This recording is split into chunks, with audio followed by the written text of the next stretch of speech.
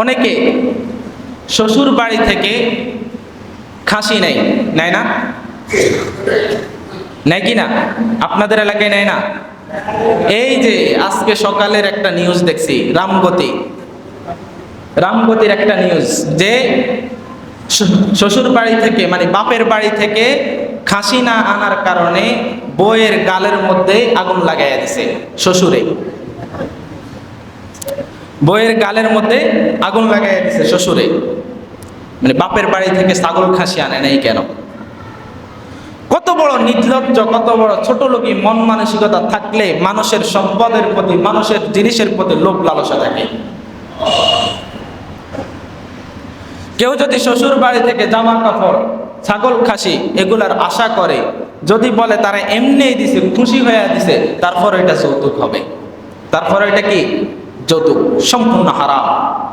আপনি হারাম খাচ্ছেন। দেখবেন অনেকে ছাগল খাসি নিয়ে আসে, হাসতে হাসতে জিজ্ঞেস করে, ভাই কত নিছে?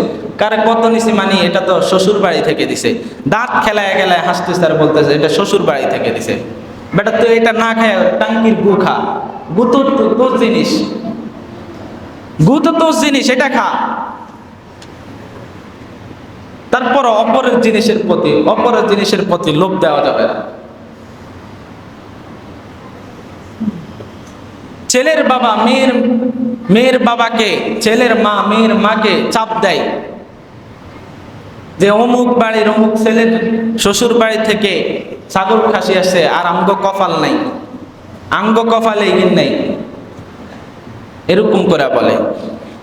মেয়ের বাবা তারপরে মেয়েকে সুখে রাখার জন্য, মেয়েকে শান্তিতে রাখার জন্য সুদে টাকা নিয়ে, কিস্তিতে টাকা নিয়ে, তারপরে মেয়েরকে সুখে রাখার জন্য মেয়ের বাড়িতে ছাগল খাসি পাঠায়, মেয়ে একটু সুখে থাকার জন্য।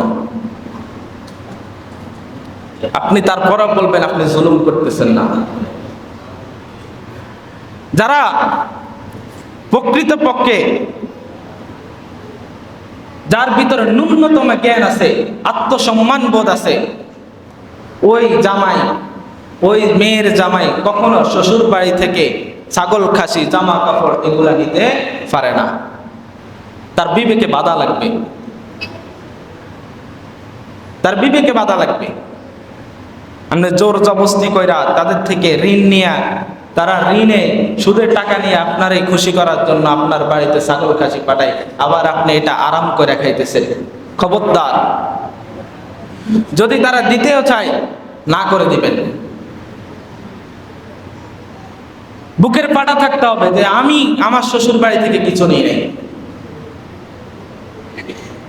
আমি নিজে আমার শ্বশুর বাড়ি থেকে এখন পর্যন্ত একটা তেনাও নিই নাই। বরঞ্চ যদি সামর্থ্য হয়েছে তাদেরকে দিছি, আমার সামর্থ্য আছে, আমি তাদেরকে কিছু হেল্প করছি। তারা আমাকে তাদের একটা মেয়ে আমার হাতে উঠাইয়া দিছে। এই মেয়েটাকে লালন পালন করতে 18-20 বছর খাওয়াইছে, পড়াইছে, পড়ালেখা করাইছে যেন তাদের কোনো উপকার নাই। আপনার ছেলে মেয়েরে পড়াইতেছে, সে আইসা আপনার বাড়িতে এসে বান্দিগিরি করে আপনারে ভাত খাওয়াইতেছে, আপনারে রাইদা খাওয়াইতেছে, তারপরে তাদের উপর থেকে কেন জুলুম করে আপনি আদায় করে নেবেন এই ছাগল খাসি? এই ছাগল খাসি না খায়া আপনি বিষ খায়া মরে যান। এই ছাগল খাসি না খায়া বিষ খায়া মরে যান। এটা হারাম খাইতেছেন, সম্পূর্ণ হারাম। জুলুম করে খাইতেছেন। আজ যুলমু যুলুমাতুন ইয়াউমাল কিয়ামা, জুলুম কিয়ামতের দিন ভীষণ অন্ধকার হয়ে আপনার সামনে আসবে। তখন কি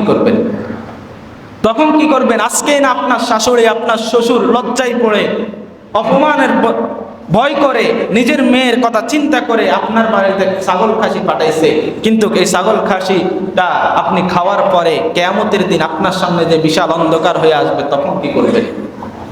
তখন কি জবাব দিবেন আল্লাহর কাছে? এজন্য খবরদার, মেয়ের বাবা মেয়েকে জন্ম দিয়ে ভুল করে নাই। আপনি জাহিলি যুগের দিকে ফিরে যাবেন না। শ্বশুর বাড়ি থেকে যে খাসি এবং জামা কাপড় এগুলো আমরা কেউ নিব?